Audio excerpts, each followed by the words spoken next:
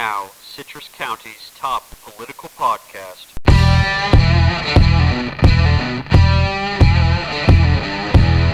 At some point you look around, and you're the only one. It's pretty good. And just like that, the perspective shifts. Paging Bobby Winsler to the microphone. On in 3, 2. Welcome in, coming to you from the Concurrent Media Network in the heart of Citrus County. However you're making us part of your day, whether it's Apple Podcasts, Spotify, the iHeartRadio app, or even through the Concurrent mobile app or website, I am sure glad you're joining us. We're going to skip an ad today and get right to it because it's an absolutely loaded day talking about one of my favorite topics. So there's no county commission meeting today, but there is an event tonight at the Valerie Theater called Fire Up Citrus. It's an event where 14 presentations announce ideas, big and small, for the community, and it's fantastic. That's brought to you by the Citrus County Chamber of Commerce, part of their Business Appreciation Month that is going on all of October. And we're going to be talking about that today, particularly with a focus on Citrus County business community. New Chronicle publisher Trina Murphy has broken her silence with her first column in Sunday's paper, which it was the right timing with the wrong message. I'll tell you more about that in about 7 minutes. Great to have you in. It's going to be a good show. It's been a little chilly in the morning here in Florida. And with the Chamber of Commerce as a topic, and the Chronicle also, as always, in topic 2, you might think it's going to get a little chilly here on the pod, too. Usually when I bring up the Chamber of the Chronicle, admittedly, criticism follows. You might be thinking it'll get a little frosty, but I don't see it that way, and I'll address why next. And even if it did get a little chilly, Fire Up Citrus should heat things right back up. It's an awesome event. I hope you got your print editions, all who requested one. We have brand new distribution boxes starting to get out there. It's very exciting here at the Concurrent, and it wouldn't be possible at all without an audience like you. So once again, from the bottom of my heart, thank you for your readership, for your listenership. Let's shift to this. Former Secretary of State General Colin Powell died yesterday. A loss for the country, no doubt, but someone who will be remembered with controversy, as I reminded my wife when she read the news alert to me yesterday, that he'll likely take a beating for being the public face of confirming there were weapons of mass destruction in Iraq, which never panned out to be true. Sure enough, the Associated Press pointed this out in their headline. But someone on Twitter compared the death of announcement with Colin Powell's headline to 3 other world leaders' headlines, and it may surprise you, but this actually serves as a perfect metaphor for how I feel about when talking about the Chamber and the Chronicle. So here were those 4 headlines, Colin Powell and 3 other world leaders. Quote, Colin Powell dies, exemplary general, stained by Iraq claims. Here's the second. Quote, Fidel Castro, who defied U.S. for 50 years, dies at 90 in Cuba. Here's the third. Iran's popular General Soleimani became an icon by targeting the U.S. And here's the last one. Hugo Chavez, fiery Venezuelan leader, dies at 58. So, Colin Powell, exemplary general, stained by Iraq claims. It's the only one with a negative connotation in the headline. And here's what your first tendency might be. And it's perfectly natural if it was, which is, what an outrage! The media at it again, only saying negative things about a great American, but hiding all the bad stuff about the enemies of America and what they have done. And that's fair. You'd be right on the surface, but it's more nuanced than that. The Colin Powell headline is the right way to write that headline. It's the exact way that I had described him to Rachel earlier this morning, and how I think anyone would look back on Colin Powell's career. The Powell headline alone is not the issue, but in the context of the other headlines, which to me are inexplicably sanitized to the truly awful things that those leaders did, then it looks like the Powell headline is the problem instead of the other three, when in fact it's the reverse. And this is how I feel when I look back at my criticism of the chamber. I see my criticism as the Colin Powell AP headline. It's fair. It's how any objective person would describe the situation. But if you put it into context, like in the AP's case, then it can get distorted with all the other headlines, or in my case, with all the times I've been critical of the CARES Act allocations, and because the chamber leadership made no effort to hide its support for Mel Eckley in the sheriff's election. It's simply not how it is, though. So let's start instead with praise for the organization and take a look at tonight. Fire Up Citrus is supposed to be like a Shark Tank of business ideas, but instead of getting investors, you get advice on your product or proposal. Some of the projects are government funded, some are nonprofit based, and at the end of the day, though, it's really about business. I'm a firm believer that you want to build in public, even if it's a private business. What I mean by this is there's an authentic portrayal of your business growth to its stakeholder audience, and that is more beneficial than putting up a front or establishing or exaggerating how established you are. And this is why I applaud the 14 people who are presenting to Fire Up Citrus tonight, which I do think is a great event that the Chamber puts on. I've seen the ideas proposed. I have judgments about each of the presentations, some good, some bad, but I'm sure the same would have been said if the Concurrent had participated in the presentations, which we would have if the event had stayed on Thursday night like originally planned, but instead it moved to Tuesday.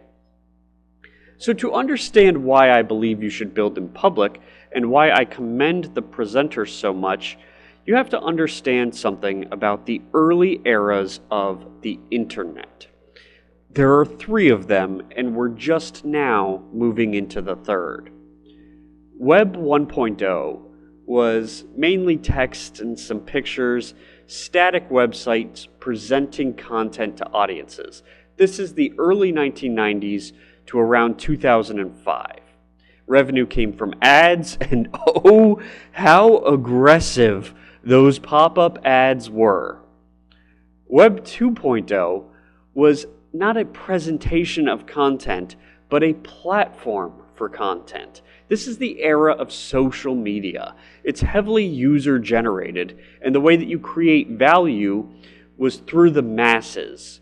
You have social media influencers with millions of followers who are able to monetize that following. But Web 3.0 is different. Web 3.0 is about communities. If the social platform of 2.0 was sprawling metropolises, then Web 3.0 is your small town. This is the era of non-fungible tokens and cryptocurrency, NFTs and Bitcoin, highly specialized items that only really have value because of the intense passion of the small community that values it. If this sounds like I'm creating a crossover metaphor with our own community, I am, but only to an extent because there's an important difference.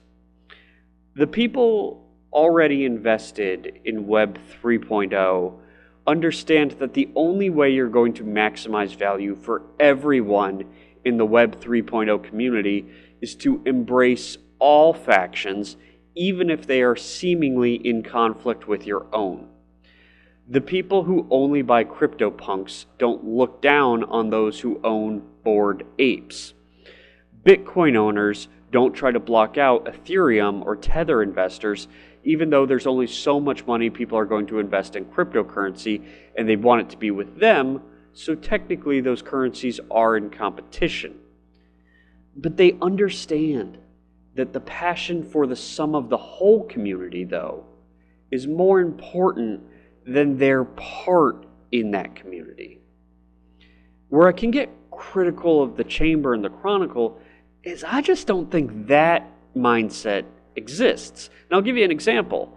I have often encouraged others to go to Just Right Citrus. I've shared things on the Concurrent page from Mike Wright. I've talked about how great Citrus County Live is, and even complimented the Chronicle and urged patience on their behalf.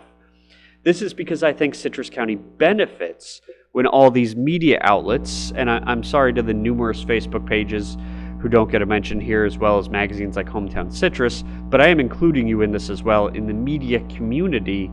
When all of us give people options, even if we are in competition with one another for ad dollars, it makes Citrus better. Yet, when I asked the Chronicle to print the Concurrent, I was turned away from being a direct competitor. That's not making it about the sum of the whole community. It's about retaining your one part, trying to keep control over your idea of the community. It's like watching an aging Instagram influencer who sees their follower count drop as their age distances them further from their ever-growing younger audience on their social platform, and they'll try anything to retain the popularity they once had, but it only becomes more desperate. If we're going to make this work, if we're truly going to tackle the big problems this county faces, we can't just rely on one or two communities. It doesn't mean we all have to live as one, kumbaya, but it does mean we shouldn't dismiss others simply because they don't think the way we do. The strategic planning meetings that had to be rescheduled due to circumstances outside of the county's control would have been a great step toward hearing from people in other communities. And I look forward to seeing how those ideas are received when they do finally happen. There is so much opportunity in this county and in this country. Someone doesn't have to lose for other people to win. Good luck to all the presenters tonight at Fire Up Citrus, and thank you to the Chamber for hosting. Okay, let's have a brief intermission. Getting into topic 2. No ad today. That went a little over the time with 12 minutes, but I will wrap up topic 2 here after this intermission.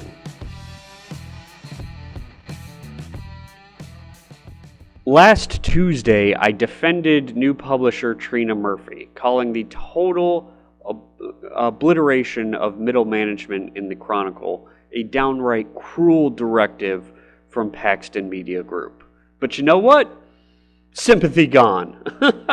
A lot can change in a week. And what changed was Sunday's column.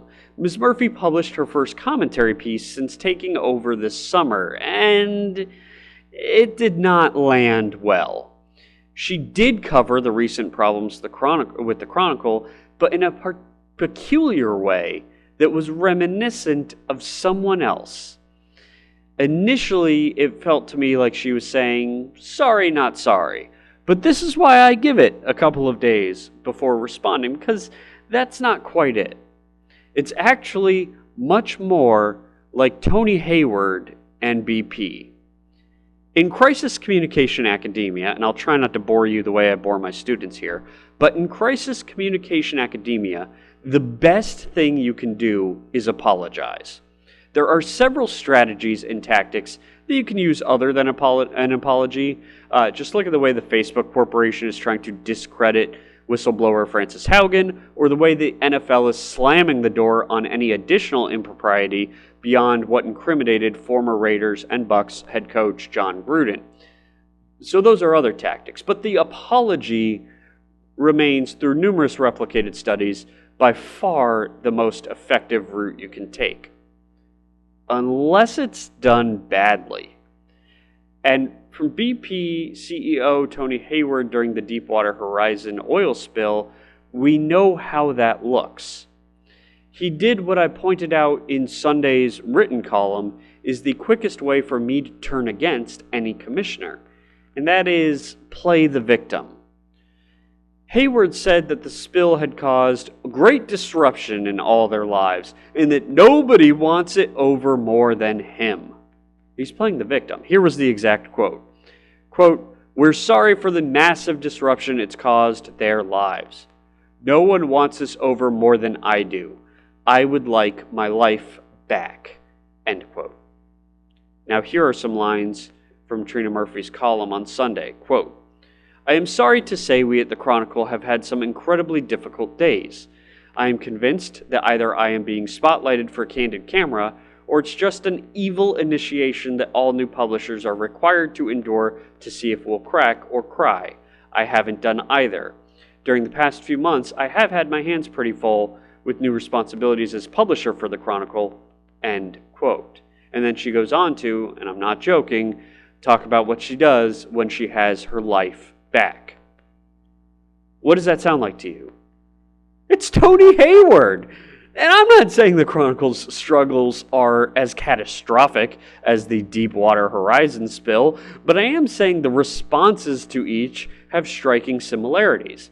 It's a mindset of minimizing how bad of a situation it is for others and maximizing your own victimhood. It's the exact opposite of what Commissioner Holly Davis did this last weekend when the strategic planning meetings didn't work out. She accepted the situation and even took some of the blame, even though it was out of the county's control, and then moved on.